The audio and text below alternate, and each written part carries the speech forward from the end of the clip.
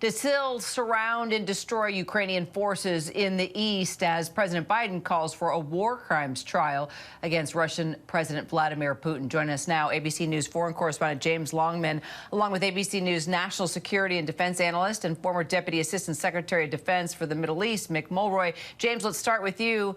You're in country. You are in Bucha. You saw the gruesome remains from this attack firsthand. Pretty hard to deny that these are not war crimes. Well, it's a big claim, but certainly what we saw suggested something awful has happened in these places. The first place we went to, and apologies, sorry, that's the air siren now here in Kyiv, but we'll continue for the moment. Tell us what you need to do, James. Do you need no, we're okay for the moment. Yeah, so sure? We're fine. We're fine. Yeah. So it's just a warning, but I think we're fine where we are here. We were taken first of all to a village just outside of Bucha, about 20 miles outside of Bucha, where we were led through this kind of huge field. There were a number of different broken down houses. We saw the remnants of what was quite clearly Russian military, Russian troops, what they'd left behind from their essential squatting in people's homes, their kind of rubbish. We saw old uniforms that they'd left behind. And we were led through down towards a wood. And it was a stunning scene, actually, very green. It's a beautiful part of Ukraine. But then we came to a clearing in the wood, and there, among the trees in the sand, were the bodies of 4 people who had been partially buried.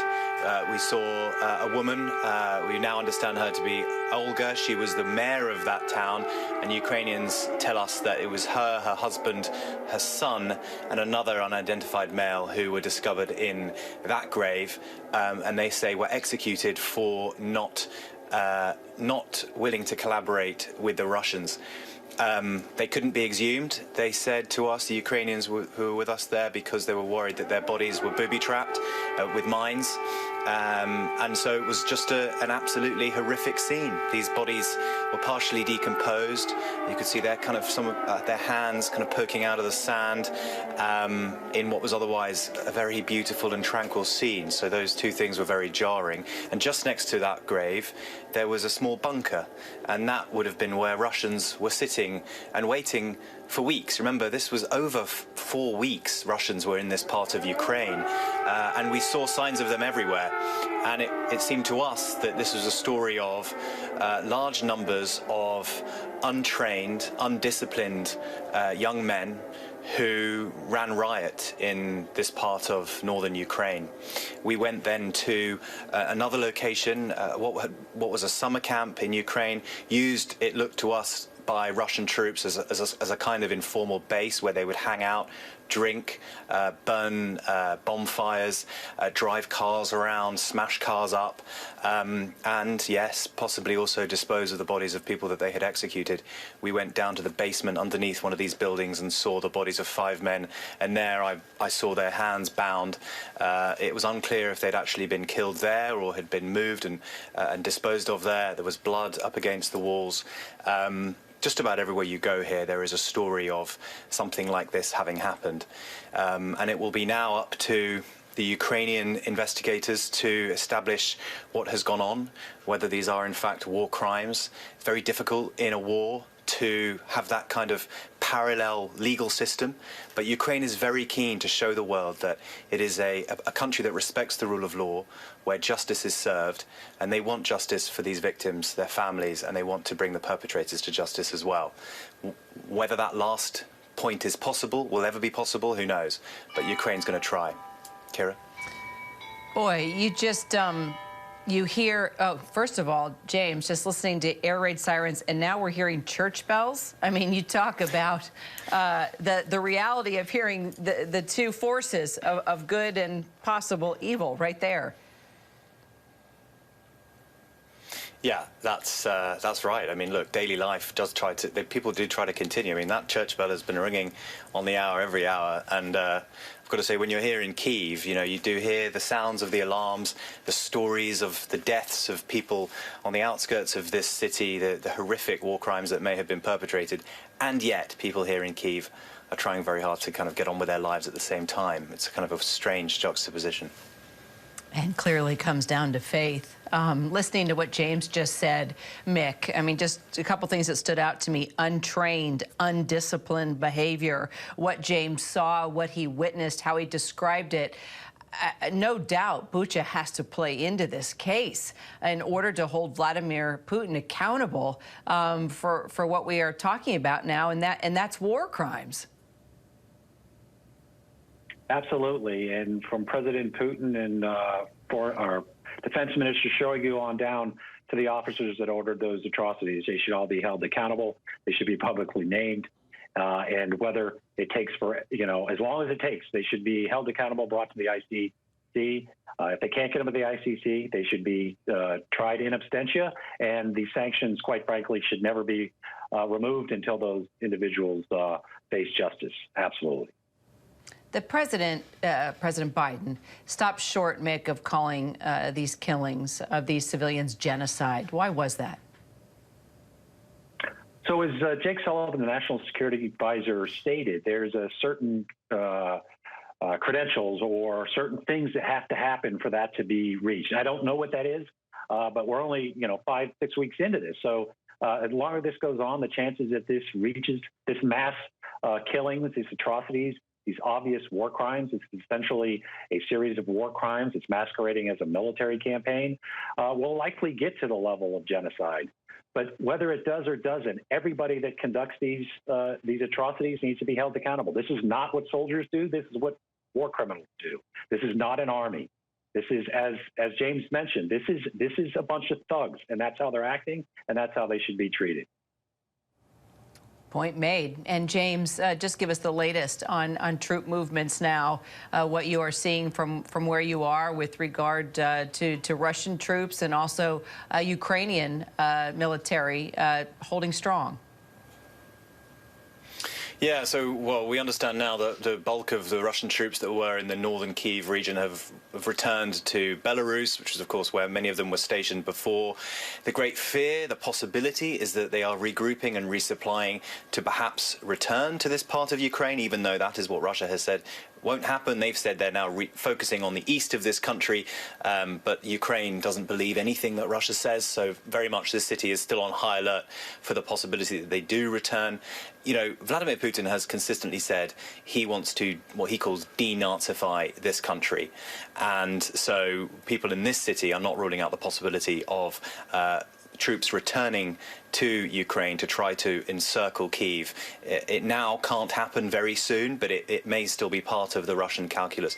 We just don't know at this point. But yes, the focus now for Russia does look to be on the east. We've seen an uptick in attacks in the Donbass region, and it is possible that Russia will have more success, quote unquote success, there because they're that much closer to their supplies. They're not as far away from the border as they found themselves here in Kyiv, unable to resupply, unable to support their troops in the field. What they thought would happen was that when they entered villages, towns like Bucha, where we went today, people would come out to welcome them with Russian flags. That was the great Russian miscalculation. And what they've ended up with is a mess. And what we saw today was the futility of this war. What I saw today was men and women murdered for no reason, for absolutely no reason. And that is really what comes to define this entire conflict. It has been, so far, completely pointless for Russia. It has only really served to weaken them in the eyes of the world. And that realization, and possibly the fury that will come with that realization, may be meted out in the east of this country. Kira. And as you talk about Bucha and President Zelensky, I don't know if we can roll that video, Josh, again, showing President Zelensky there in Bucha actually speaking with the press. There we go. I mean, he made his way there. He talked to the press, and he talked about how he needs aid and that it needs to make its way to Ukraine. What do you think they are still missing, Mick? And James, you can add in as well, too, from what you know. You were there. But, Mick, what is Zelensky asking for? What does he need as he stands there where James just was and witnessed, as you said, this thug behavior? So, Kara, in addition to everything that we've already given them, we need to give them more. But there's three main categories. So, advanced air and missile defense systems. So, systems that have a higher reach, like the S-300 and the S-400. These are Russian-made systems that the Ukrainians know how to use. There's several NATO partners, Turkey, Bulgaria, Greece, that have them. They can get in there. They can help them defend their own citizens. And quite frankly, they can remove the advantage the Russians have with air. The second, I would say, is anything that allows them to do maneuver warfare. The Ukrainians are on the offensive, and they need to be able to stay on the offensive. So they need to have helicopter transport, such as the Mi-17s, also Russian-made. Also, Ukrainians know how to fly them and already are flying them. And also vehicles, tactical vehicles they can move around quickly on the ground. And lastly, as the National Security Advisor stated, they need coastal defense. So one of the key areas, other than the east, is in the south, Odessa. The Russians have naval infantry that's offshore. Anything they can do to take out those ships. So the UK is sending them. They have this system called Neptune. We need to get as many as they can. We need to take out the ships that are in the Black Sea to help protect Odessa.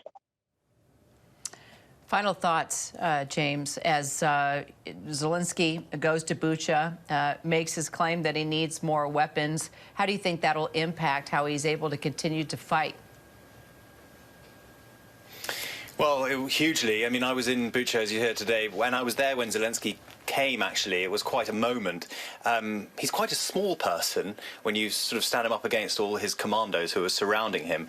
But wow, he has presence. And, you know, he's been such a face of his country's resistance. And now he's becoming now a voice of the outrage that this country feels about some of the atrocities that we're seeing.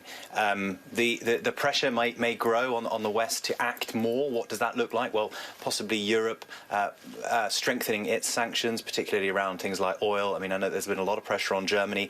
What we're seeing now out of Bucha and what we will continue to see out of other towns and villages may continue to strengthen that pressure.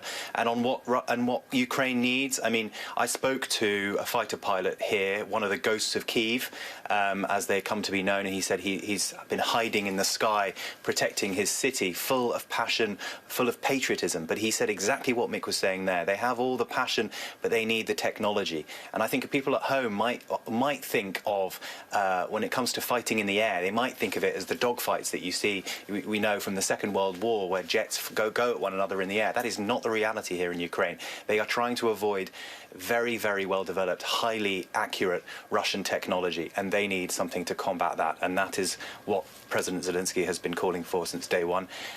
We'll see if he gets it. Our James Longman, Mick Mulroy, gentlemen, thank you so much. Hi, everyone. George Stephanopoulos here. Thanks for checking out the ABC News YouTube channel. If you'd like to get more videos, show highlights, and watch live event coverage, click on the right over here to subscribe to our channel. And don't forget to download the ABC News app for breaking news alerts. Thanks for watching.